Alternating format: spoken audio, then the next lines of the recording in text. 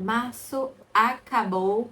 Finalmente, meu Deus. 50 dias tem março, meu pai celestial. E hoje eu vim falar com vocês sobre as minhas leituras desse mês eterno. Oi, gente, meu nome é Maria Antônia e você tá no Literatoando. Vamos lá, março foi um mês ok, eu estou retomando minhas atividades, iniciei as primeiras aulas do mestrado, inclusive deixa aí nos comentários se vocês têm interesse que eu fale mais sobre o assunto por aqui, mas é um mês que eu consegui ler 5 livros. Eu coloco a meta de um livro por semana, então uns 4 livros por mês. Março eu consegui ler 5 livros, para mim foi uma quantidade boa. E agora eu vou mostrar para vocês quais foram esses livros. Alguns eu já falei no Instagram, outros eu não falei. Se algum desses vocês acharem que eu deva trazer algum conteúdo específico para aquele livro, você deixa aí nos comentários também ou me fala lá no Instagram qual livro que você gostaria que tivesse um conteúdo mais aprofundado para dar melhor as minhas opiniões. Que a ideia aqui é só dar uma pincelada, dizer que se eu gostei, se eu não gostei, se eu recomendo, se eu não recomendo. E fazer um balanço das leituras do mês. Então vamos lá. O primeiro livro finalizado em março foi o livro Sina. Foi um livro que eu recebi da Dark Side Books. É um livro escrito por um autor nordestino e que ele promete misturar um pouco do terror, o Nordeste. Ele fala aqui o encontro perfeito entre a fantasia e o terror em um Nordeste místico. É um livro que vai contar a história desse senhor que ele é contador de histórias há bastante tempo, e do neto dele, que é chamado de Neto, aqui dentro da história, o Zé Trancoso e o Neto. E a gente acompanha mais o Neto, né? Tem um mistério envolvendo uma cidadezinha pequena, que o Neto vai parar lá. É uma cidade cheia de, assim, elementos fantásticos que remetem à nossa cultura nordestina. Eu sou do Nordeste, sou do interior da Bahia, para quem não sabe. Então eu vi várias coisas assim, rasga-mortalha, vários elementos, várias palavrinhas que a gente usa, inclusive hoje em dia que eu moro aqui em Salvador, né? Várias vezes eu falo algumas palavras que as pessoas não entendem. E foi legal ler esse livro e ver algumas dessas palavras do meu interior, do Nordeste interiorano, nessa leitura, principalmente no início, então gostei. Mas é um livro que eu acho interessante você já ler, sabendo que é uma leitura não linear e que, enquanto a gente vai acompanhando a trajetória do Neto e do Zé Trancoso, ele vai intercalando com outras histórias. Então, é bom entrar nesse livro já sabendo que ele vai ter histórias assim mais de terror, daquela coisa mais fantástica, meio folclórica até, misturadas com a história desses dois. Tanto o Zé Trancoso quanto o Neto são contadores de história e eu acho que fica bem interessante ter isso aí no meio. Um outro livro que eu li no mês de março, eu li pelo Kindle. Então, eu não tenho aqui a foto, mas foi um livro que eu falei bastante. Eu fiz post lá no Instagram, eu fiz um vídeo aqui pro canal, que foi o livro Xirê das Águas, o meu primeiro livro 5 estrelas. Eu gostei bastante, é de uma autora baiana aqui também, Jussiane Reis. É um livro que vai contar a história dessas mulheres de gerações diferentes, que fazem parte dessa mesma família. E é uma leitura muito interessante, é um livro muito cativante, que eu não preciso mais falar dele aqui, porque eu já falei dele em todos os lugares. Mas o que eu posso dizer é que leiam, porque vale super a pena. Um livro que estava R$ 2 no Kindle, disponível para Kindle Unlimited, então recomendadíssimo. Vai lá ler e depois volta para me contar o que é que você achou. E um outro livro que eu li no mês de março, já falei com vocês lá no vlog, e foi o meu segundo livro 5 estrelas, foi o Reformatório Níquel, do Colson Whitehead. Eu tenho alguns livros dele, esse autor já é até um pouco famoso, porque ele tem um livro que virou até uma série, que é Underground Railroad. E também esse livro aqui eu acho que não virou série, mas é um livro muito conhecido, porque ele vai contar a história de um reformatório que existiu de verdade, que é o Dozier School for Boys, lá na Flórida, nos Estados Unidos. Era um reformatório que violentava garotos, principalmente garotos negros. E aqui a gente acompanha a história desse menino chamado Elwood, que vai parar nesse reformatório e vai sofrer diversos abusos e violências, mas que são tratados com muito cuidado aqui pelo autor. Então é um livro que vai denunciar esses Estados Unidos e vai trazer um panorama real dos Estados Unidos, que é mascarado pelo American Way of Life, o jeito americano de ser e de viver. Então, eu considero esse um livro denúncia. No vídeo de vlog, eu esmiuço um pouco melhor, né, a respeito dessa leitura, mas é uma leitura que eu recomendo bastante, que as cenas de violência não são gráficas, mas se você for sensível com relação à violência, principalmente cometida com jovens, garotos negros, eu recomendo que não leia isso, leia uma outra coisa. Mas se você tem interesse em saber um pouco mais a respeito dessa história, que tem elementos ficcionais, mas que também é baseada numa história real, é uma leitura excepcional, maravilhosa. Eu gostei bastante. Outro livro lido esse mês foi um livro que, assim, eu tenho uma edição antiga das Crônicas de Nárnia e eu li O Sobrinho do Mago faz bastante tempo nessa edição, que é aquela que é o volume único e tem um leão na capa. Um clássico. A editora HarperCollins, ela tá relançando os livros de Nárnia nessas edições maravilhosas. Eu não sei se dá para ver aí, mas ela tem esse brilho aqui no nome Nárnia. Ela tem ilustração por dentro também, ó. Uma coisa primorosa. Eu nunca tinha lido na ordem de publicação. Eu tinha lido só esse primeiro, O Sobrinho do Mago, lá faz bastante tempo. Peguei para ler O Leão, a Feiticeira e o Guarda-Roupa. E eu amei, é um livro muito fofo. É um livro infantil, né, em primeiro lugar. Ele vai contar a história, para quem não conhece, vai contar a história desses 4 irmãos. Eles estão na casa de um professor. É uma pessoa que os pais deles mandaram eles por conta da Segunda Guerra Mundial, então eles estão lá nessa casa. E ele é uma casa imensa, eles vão desbravando essa casa, entrando em todos os quartos, brincando mesmo, crianças. E a Lucy, que é a menorzinha, ela encontra um guarda-roupa que dá nessa terra que é Nárnia. E aí lá várias coisas vão acontecer assim, mas é um livro muito interessante. Ele faz uma analogia com relação à Bíblia, em que o Aslan, que é o leão, ele representa ali Deus, Jesus, uma entidade superior. Eu gostei bastante. Eu não sabia que as referências bíblicas eram tão diretas, porque dá para perceber de fato aquela cena do Calvário que a gente vê com relação a Jesus Cristo, meio que está representada aqui através da figura do Aslan. Foi surpreendente para mim saber que era de uma maneira tão escrachada que estava essa alegoria bíblica. É um livro muito legal, gostei muito, passa super rápido, acho que eu li uns 2 dias, mas se você for indicar para uma criança, eu recomendo que você leia junto com essa criança, porque tem algumas sugestões de que tal coisa está relacionada a um gênero específico. Então, esse tipo de coisa eu acho que é interessante você ler aquele livro com a criança para fazer ela questionar também, principalmente sabendo que a gente precisa, né, desmistificar essa questão dos papéis de gênero, do que é da mulher e do que é do homem, do que é do menino, do que é da menina.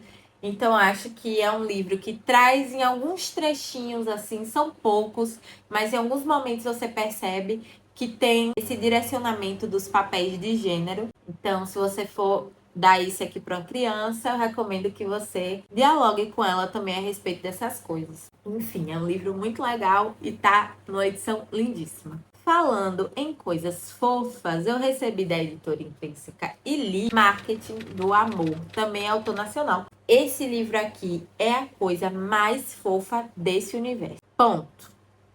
É um livro, um romancezinho bem gostoso. Mostrei aqui nos recebidos. Ele é todo assim: WhatsApp, Discord, e-mail, transcrição de áudio. É todo nesse formato. Ele vai contar a história de um romance que acontece entre Tiago e Vladimir. Tiago, ele é um menino brasileiro, é um homem, né? Já é adulto, trabalha inclusive, mas ele é designer numa empresa. E aí ele vai para uma festa na casa dos pais. Os pais dele são muito divertidos, inclusive a família dele é muito divertida. E tem um novo vizinho ali naquela festa de São João. E o vizinho se aproxima dele, eles acabam trocando ali carícias, eles se envolvem de alguma forma. E aí, beleza, eles começam a se comunicar, marcar um segundo encontro, só que aí a empresa do Tiago está sendo comprada por uma outra empresa maior que veio de fora para o Brasil. E o que acontece é que ele descobre que, na verdade, esse menino que ele conheceu é o novo chefe dele. E aí a gente vai ver através dessas conversas, desses diálogos e das situações, tudo acontecendo. É um livro que eu amei, que eu dei 4 estrelas. Teve um único probleminha pra mim, que é uma cena fatídica aqui que acontece no livro. A forma como o Tiago reagiu foi meio complicado pra mim. Eu acho que eu entrei num dilema com relação a essa cena, em que eu acho que o Vladimir estava muito errado, mas eu acho que o Tiago também tinha sua parcela de culpa. E eu achei que caiu tudo muito pra cima do Vladimir, sabe? Eu acho que poderia ter balanceado ali a situação. Outro ponto aqui que me fez eu ter tirado 1 estrela desse livro, o único ponto, na verdade, é que eu achei que tiveram momentos em que faltou um pouco de racionalidade para os personagens e eu achei que eles acabaram ficando infantilizados em certa medida. Mas nada demais, assim, eu acho que tudo é muito bem construído, inclusive a personalidade deles, a ponto de da gente compreender por que aquilo está acontecendo. Só que pra mim eu achei um pouco too much, e aí eu tirei 1 estrela por conta disso. Mas o resto, eu gostei muito. Gostei muito da condução dos personagens, da condução da história de um jeito inovador. Eu ri tanto, eu ri muito lendo esse livro. Eu chorei também muito lendo esse livro. E eu acho que ele consegue fazer isso, né? É uma coisa que dificilmente a gente imagina que vai ter tantos sentimentos relacionados a uma conversa de WhatsApp de pessoas desconhecidas que não existem dentro de um livro. Eu acho que ele também discute temáticas importantes, como aceitação familiar, porque é um casal gay, né, nesse caso, homossexual, e fala também sobre essa questão da aceitação, fala sobre gordofobia, como é ser uma pessoa gorda dentro da sociedade e como isso impacta vários momentos, né, dentro do trabalho, nas relações amorosas, autoestima, interpessoal, enfim, uma série de coisas. E eu achei super interessante as discussões que esse livro levanta. A melhor amiga do Tiago também é uma mulher negra, então é um livro com muita diversidade e que vai falar sobre esses temas implicados dentro do nosso cotidiano, do dia a dia, sem ser uma coisa pesada. Nenhuma aula não faz um EAD a respeito do assunto, mas os assuntos estão ali incorporados na narrativa de uma forma divertida e que eu acho que pessoas jovens, pessoas que gostam de ler romance de modo geral, vão amar essa leitura aqui. Para finalizar, eu li também o livro A Cabeça Cortada de Dona Justa. É um livro fluido, um livro muito bem escrito, também uma autora brasileira. Só que ele vai contar a história de algumas gerações dessa família, né? Que começa lá em 1700 e pouco, com a Dona Justa, e vai indo até os dias mais ou menos atuais, né? Até ali mais ou menos na década de 80, 1980. E aí, por se passar no período de 1700 e tanto, 1800 e tanto, a gente já pode imaginar como era o Brasil em termos do racismo. E levando em consideração que se trata do nascimento ali de um cafezal, de uma sesmaria que é doada a um francês que veio fugido para o Brasil, ele era um cirurgião barbeiro lá na França, veio fugido para o Brasil, e o contato dele com a Dona Justa, essas terras que a gente já descobre nos primeiros capítulos que estão amaldiçoadas hoje em dia, a gente já pode imaginar que tem um contexto ali de escravização presente na história.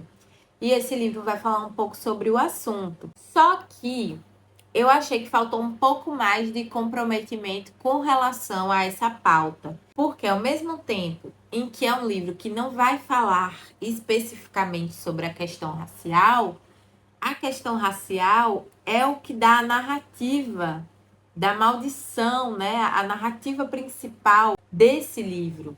Então, achei que faltou, de fato, um comprometimento maior, embora ele traga alguns temas que são relevantes ali, que faz sentido para a história.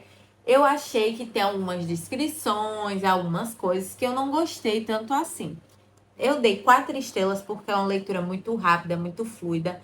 É muito bem escrito o livro, a história é super envolvente. De fato, é um livro que representa também, ele fala um pouco sobre a história brasileira através dessas gerações. Ele traz alguns elementos que são muito nossos, muito brasileiros. Para eu destrinchar melhor, eu teria que falar mais sobre a história e mais um pouco sobre o que eu acabei encontrando aqui que eu não gostei tanto assim. E também falar um pouco sobre as coisas que eu gostei, que eu achei super interessante, algumas construções, algumas coisas que as personagens vão trazendo. Então, tem pontos bem legais, não é à toa que eu dei 3,5 estrelas, 4 estrelas. Mas para eu destrinchar melhor a respeito das coisas que eu não gostei, eu precisaria de um pouco mais de tempo. E aí vocês, se vocês tiverem interesse em saber mais, deixa nos comentários que eu posso gravar um vídeo especificamente para esse livro. Eu acho até que vale a pena. E aí foi isso. Nesse mês de março, foram essas leituras aqui.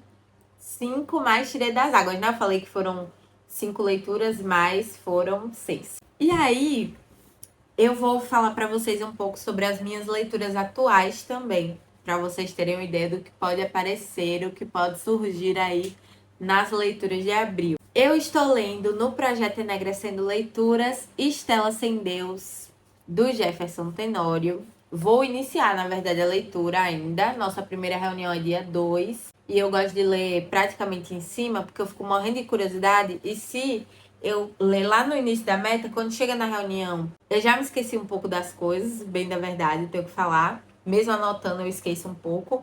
E a outra coisa é que, senão, eu fico querendo passar da meta. E eu gosto de ler junto com todo mundo, para ir descobrindo as coisas junto com todo mundo. Então, vou iniciar a leitura aqui de Estela Sem Deus. Outro livro que eu já iniciei é o Delicada Rachadura no Osso, que eu recebi do Ulisses Rão, autor nacional. É um livro que vai ter contos que falam sobre personagens que são gays, homossexuais, e que alguns desses contos eu vi que se passam lá 1700, 1800. Então, eu acho que são casais que vão romper ali com as expectativas sociais, vão enfrentar essas barreiras sociais em alguma medida. E eu li o primeiro conto, achei interessante. Eu achei que o autor ele experimenta bastante na forma de escrita dele. E esta é uma das leituras que eu irei continuar fazendo aí, nesse mês. Eu acho que em abril eu vou falar melhor sobre ele por aqui. E o outro livro que eu estou lendo é o livro Casta, As Origens de Nosso Mal-Estar. Estou gostando bastante dessa leitura. A Isabel Wilkerson vai traçar um paralelo entre os Estados Unidos, a Alemanha nazista e a Índia. Ela vai defender essa teoria dela, né, de que os Estados Unidos é dividido por castas, só não é falado, só não é explicitamente como é na Índia, que a gente conhece, por exemplo. Mas ela defende isso e eu tô achando super interessante.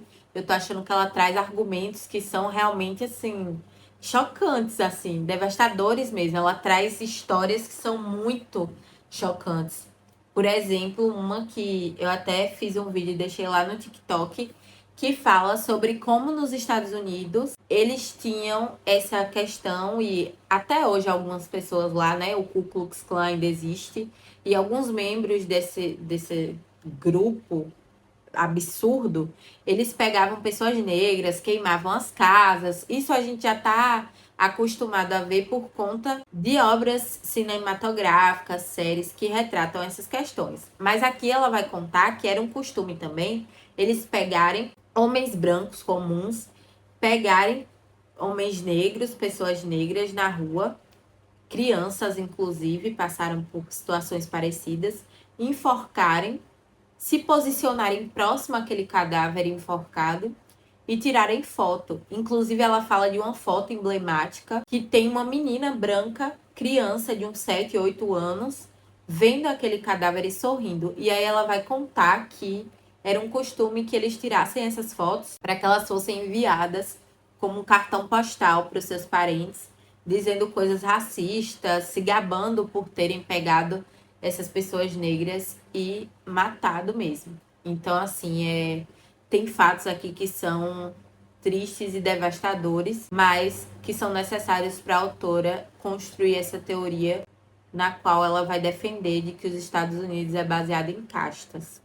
E aí, uma coisa interessante que eu até coloquei no vídeo do TikTok, mas que eu acho importante destacar, é que a gente pensa que isso aconteceu há muitos anos atrás, mas essa foto da criança mesmo, de 7 anos, é de 1930 e poucos. Então, assim, tem pessoas que estavam vivas em 1930 e poucos, que não faz nem 100 anos e continuam vivas até hoje, né? Tem pessoas que poderiam estar, inclusive, nessas fotos, que estão vivas até hoje. Então, não faz tanto tempo assim. E, enfim, é devastador, mas eu acho que é importante a gente ver essas coisas que fazem parte da nossa história para ver como a escravização foi terrível e como, obviamente, tem consequências dela ainda nos dias atuais, nos Estados Unidos nesse caso, mas que aqui no Brasil também tem uma história similar com relação à escravização e que continua aí, né, trazendo consequências terríveis. Então é isso, gente. Espero que vocês tenham gostado do vídeo. Obrigada por assistir até aqui. Um cheiro e tchau!